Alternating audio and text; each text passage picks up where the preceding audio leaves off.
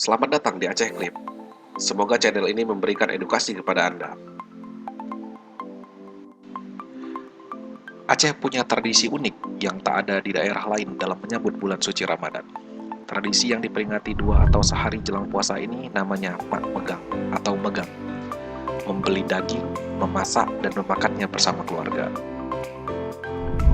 Warga berbondong-bondong ke pasar untuk beli daging, kemudian membawa pulang ke rumah. Gantungan daging yang sudah disembelih berjejer pada kayu di lapak-lapak penjual daging yang khusus hari ini tumbuh menjamur di sejumlah titik. Pemandangan unik ini bisa dijumpai di seluruh pelosok. Tak heran bila Megang aktivitas sebagian warga lumpuh karena mereka larut dengan tradisi yang sudah turun-menurun ini.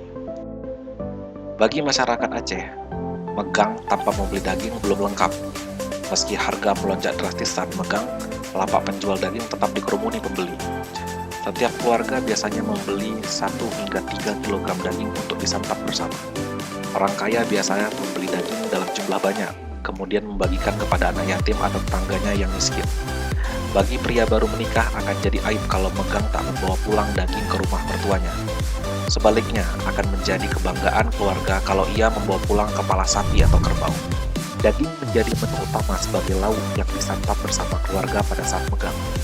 Menu daging yang dimasak secara tradisional seperti si rebung di Aceh Besar dan si putih di Pidi sangat mudah dijumpai di rumah.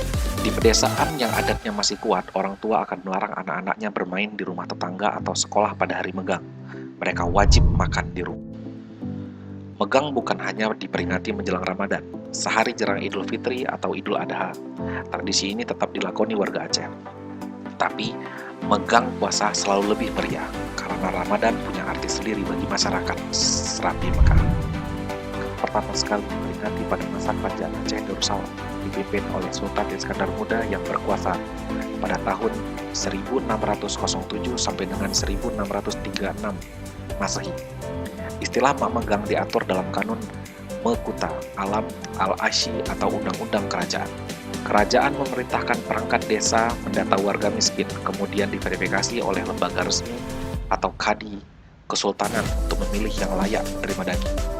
Sultan kemudian memotong banyak ternak, dagingnya dibagi kepada mereka secara gratis.